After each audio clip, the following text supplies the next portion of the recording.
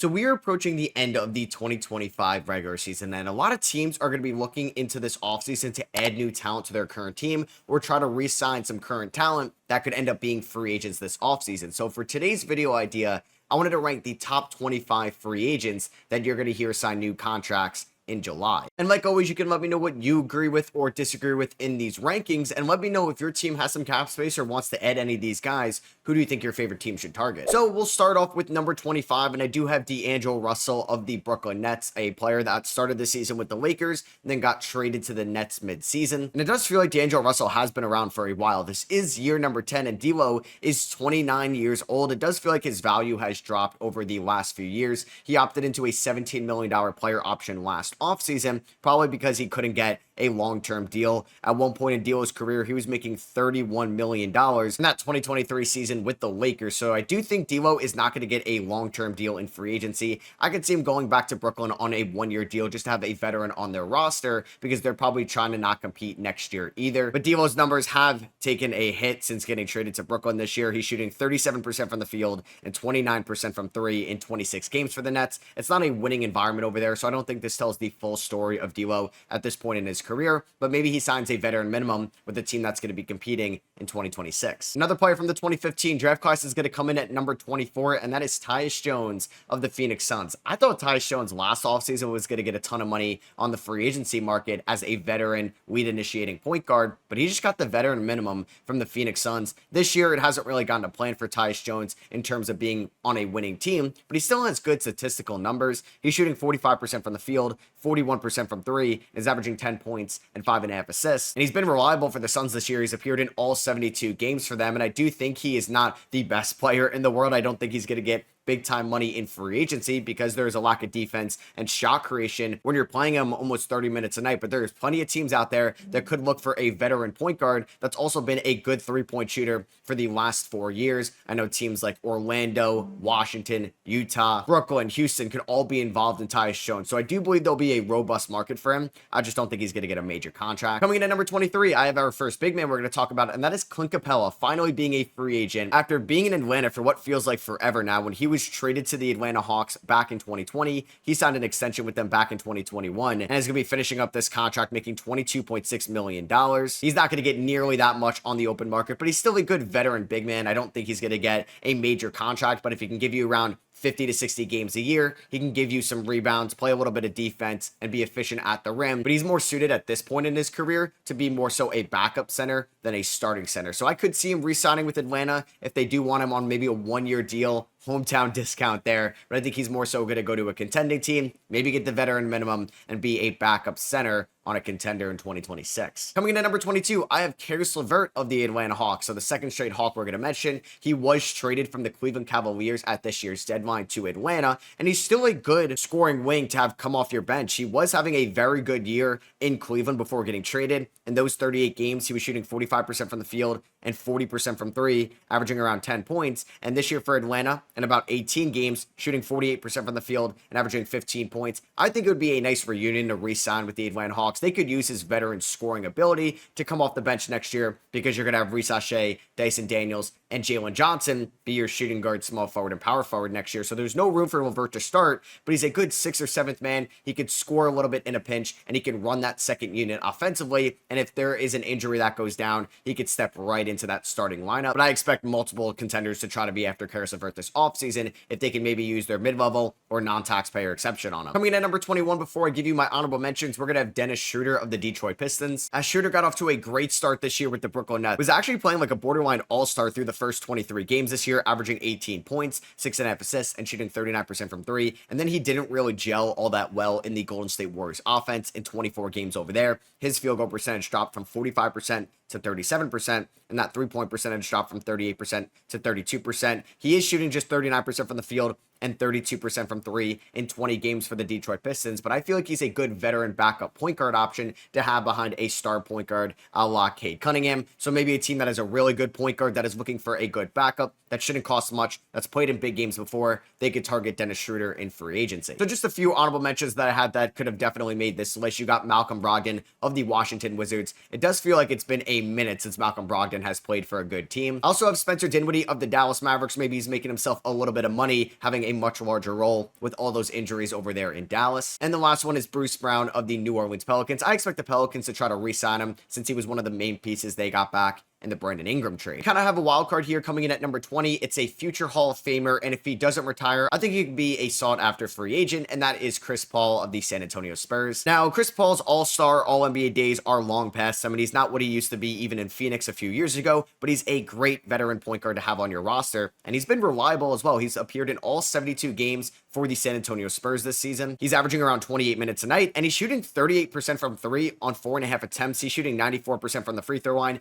averaging 9 points and 7.5 assists. He's a great veteran point guard. And if I was trying to win a title in 2026 and I could get him on the same price as Tyus Jones, Spencer Dinwiddie, Malcolm Brogdon, and D'Lo, all veteran point guards we've talked about in this video, I'm taking Chris Paul over any one of those guys because of the veteran leadership, because he's not going to turn the ball over. He's going to make winning plays. And if he's my backup point guard on a team trying to win it all, I am perfectly fine with that. Can I get him on my Knicks? Coming in at number 19, we have somebody that is a player option this upcoming offseason. And I think it's a TBD if he's going to opt in or not. It's for $13.5 million. He's currently suspended, and that is Bobby Portis of the Milwaukee Bucks. I think this suspension could be a major factor in determining if Bobby Portis is going to opt in, because maybe he doesn't think he's going to get a long-term deal on the open market, or more than just that $13 million guaranteed. He's playing with a little bit of fire there. He's been a productive big man for the Milwaukee Bucks for pretty much the whole 2020s, even helping them win a title in 2021, and has a couple top 3 6-man of the year finishes. He's not a good defender, but he could space the floor. He could be a good floor spacing 5 coming off the bench. He could start for you at times as well. He's only started 7 games this year for the Milwaukee Bucks, with obviously 2 better big men ahead of him. But we've talked about a lot of guards so far. There's not a ton of bigs on the open market in this mid-level tier, and I think Portis could have a robust free agency market. Speaking of Milwaukee bigs, let's talk about Brook Lopez. I think he's also in that Chris Paul camp. I think he could be a sought-after free agent if he doesn't retire, but he's 36 years old. I do think Lopez is going to come back for his age 37 season, and he's definitely lost a step, but he's still putting up productive numbers for the Milwaukee Bucks. 13 points this year, 5 rebounds, 2 blocks a night, 50% from the field, 37% from 3, and 84% from the free throw line. He has been a fantastic Buck on both ends of the floor since signing with them in that 2018 offseason. I would like to see him go back to Milwaukee. I think that's where he should end his career. He's had some of his best stays there, and obviously in Brooklyn as well. But if you're looking to add a veteran big man to come off the bench for you and you're trying to win it all, I think Lopez, like Chris Paul, but for a big man, is a great addition to add to your team this upcoming offseason. Because I think in 2026, he's going to be better suited as a backup rather than a starter. We got our first restricted free agent that we're going to talk about. Unfortunately, his season was cut short very early in the 2025 campaign, and that is Tre Mann of the Charlotte Hornets. Man, this was supposed to be a big year for Tre Mann, but unfortunately he suffered a serious back injury and was ruled out for the season back in January. He only appeared in 13 games. He averaged 14 points, 3 assists, and shot 43% from the field, but 40% from 3 on 4.5 attempts. He had a great end to the 2024 season after being traded to Charlotte, and had a really good preseason as well. He was cosplaying basically as Allen Iverson, and I thought was going to be a huge scoring addition for the 2025 Hornets. I think he's going to re-sign with Charlotte. I think that's where he's better suited, and I do think Charlotte will give him a multi-year deal, but I do think he lost out on some money this upcoming free agency period because of the injury this season. Another wild card here coming in at number 16. He's going to be 37 years old next year, and that's Russell Westbrook of the Denver Nuggets. Now, Russ is definitely better right now than some of the players I have ahead of him. I'm just projecting what his contract can be and what his value could be outside of Denver. I feel like Denver is a perfect place for Russ to end his career with, but Denver is going to have some financial restrictions, and I'm not sure if Russ is going to take maybe a little bit of a discount to re-sign with the Nuggets. He does have a $3.4 million player option that he's most likely going to decline and get a little bit more guaranteed money on a 1-year deal before he retires. Russ has been fantastic this year for the Nuggets in this role. 13 points, 6 assists, 5 rebounds, shooting 45% from the field and 33% from 3 in about 28 minutes a night. Russ is still going to come with the bad, but he's had plenty of good this year for the Nuggets and has stepped up when this team has had multiple injuries this season. And I'm glad that we're seeing Russ's value do a 180 from where it was last offseason. Kicking off the top 15, I do have somebody that's making over $40 million this year that has a $42 million team option that is definitely going to get declined next year, and that is Fred VanVleet of the Houston Rockets. Is Fred VanVleet overpaid relative to his contract? Yes, but I do think he could still be a good player and a sought-after veteran free agent on the open market. He's still a good defender at the age of 31 years old.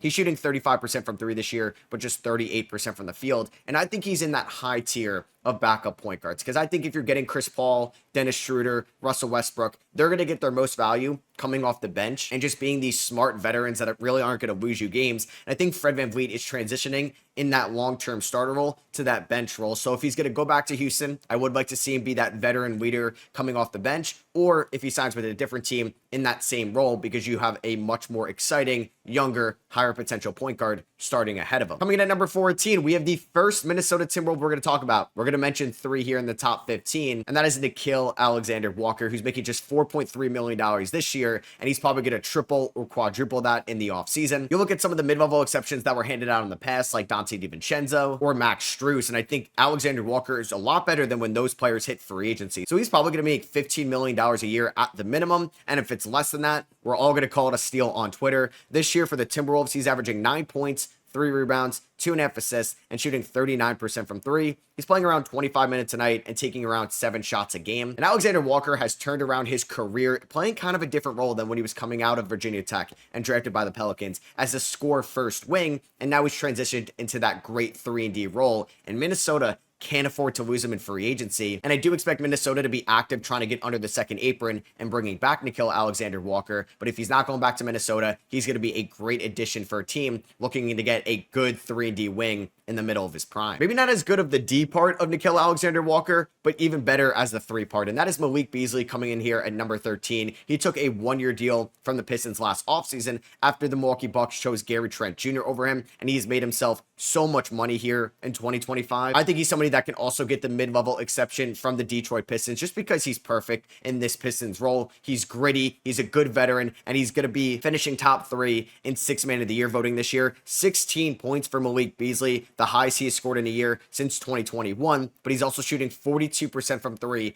on 9 attempts a night. He's a great locker room presence. He plays super hard, and he wants to win in Detroit, and I think we could see him and the Pistons agree on a long-term deal this upcoming July. Coming in at number 12 of the Cleveland Cavaliers, I have Ty Jerome. So for the Cavs, they are one of the best teams in the NBA this year, and almost everybody on their team that is part of this core right now is locked up. The front court's locked up, the back court's locked up, DeAndre Hunter's under contract, same with Max Strus and Dean Wade. But Ty Jerome is going to be a free agent. And for a team that is going to be flirting with the second apron very soon, they may get outpriced for Ty Jerome this offseason, similar to how the Knicks got outpriced for Isaiah Hartenstein last offseason. Now, I don't expect Ty Jerome to make that much money over the course of 3 years like Hartenstein has made, but he's going to get a very nice deal on the open market. Somebody that has broken out in his age 27 season, and in my opinion, is the most improved player this year. He's the definition of what the award should be. He's averaging 12 points, 3 assists, shooting 50% from the field, 43% from 3, 87% from the free throw line for one of the best teams in the NBA. He's only started just 2 games for them. He's came off the bench 65 other times, and he's just this good veteran point guard that's not going to turn the ball over, that can get downhill and finish at the rim, and is a good shooter as well as a good passer. And I think there are plenty of teams out there that are looking for a starting point guard. Ty Jerome at 6'5's got a good size and great basketball IQ. He's going to make a lot of money this offseason, and like I said, I think the Cavs get priced out for him this offseason. Coming in at number 11, just missing out on the top 10, I have Cam Thomas of the Brooklyn Nets, the second restricted free agent we're going to talk about. There's going to be a bunch of guys mentioned here from the 2021 class. Trey Mann was the first one. Cam Thomas is the second one. He was a 27th overall pick in that draft. A phenomenal selection by the Brooklyn Nets, but they have to realize what is his value long-term for this team.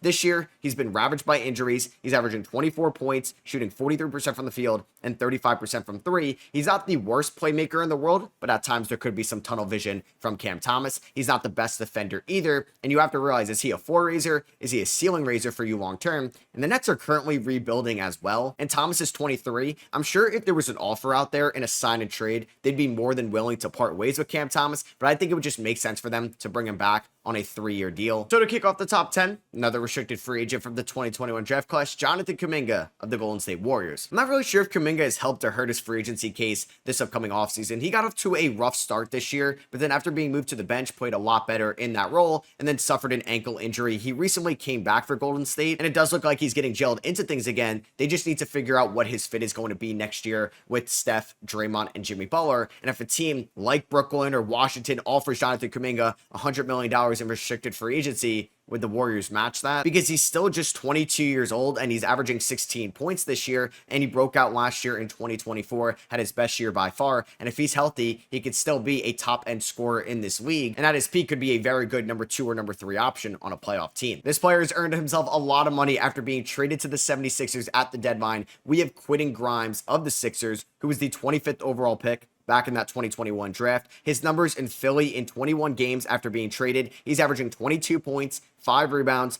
4 assists, shooting 49% from the field, 39% from 3, and 75% from the free throw line, and he's a very solid defender on the perimeter as well. He has grown so much since breaking out for the Knicks in that 2023 season. He did down 2024, got traded to Detroit, was not good after that trade. Dallas bought low in the offseason and was really solid for them. Obviously, it made no sense for Nico Harrison to trade him away at the deadline, but he's been a great Sixer, and he's another player. What if Brooklyn offers Quentin Grimes $100 million in free agency? The 76ers are going to be forced to match that because they don't really have the deepest roster right now. They're trying to win with Paul George and Joel Embiid next year. They have no choice but to match that deal, but they are going to cost themselves a lot of money against the luxury tax because of how well Quentin Grimes has been playing. Another player that is just earning himself so much money right now that just hit the sickest half-court game winner and is probably playing some of the best basketball of his career as of late. Josh Giddey of the Chicago Bulls. Josh Giddey is on another level right now. He got off to a good shooting start after being traded for Alex Caruso in the offseason,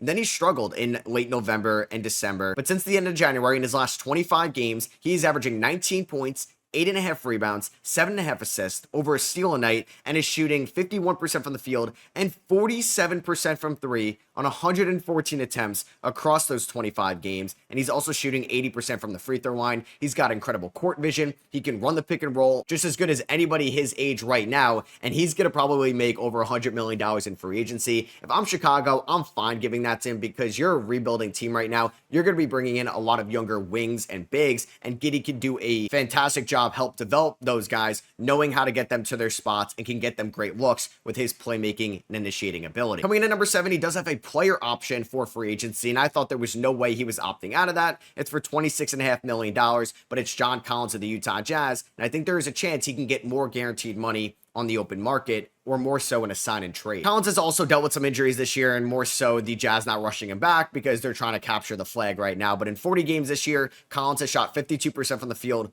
40% from 3, 85% from the free throw line, and getting to the line a decent amount as well. 19 points, 8 rebounds, 2 assists, and a steal and block a night. Also, I do think a team trying to add a floor spacing big could look at John Collins from Utah. I don't think it would cost much to get him in a sign and trade, and there are plenty of teams that I think can use this upgrade. I think when you're looking at teams like Detroit, Washington, Brooklyn, maybe there's a reunion in Atlanta, maybe Sacramento wants to buy low on him, or Phoenix if they're going to reshuffle their roster. There's going to be a ton of teams looking to add John Collins in the offseason. I do think he would be one of the premier free agents. Maybe not as exciting long term as like a Giddey or a Quentin Grimes, but I do think he's up there. And just missing out on the top 5, we have Naz Reid himself from the Minnesota Timberwolves, another player that does have a player option for this upcoming offseason. It's around $15 million. Yeah, he's opting out of that because Reid could probably get $20 million a year on the open market. I'm sure Minnesota is going to do everything they can to bring him back. This year for Minnesota, he's played all 72 games,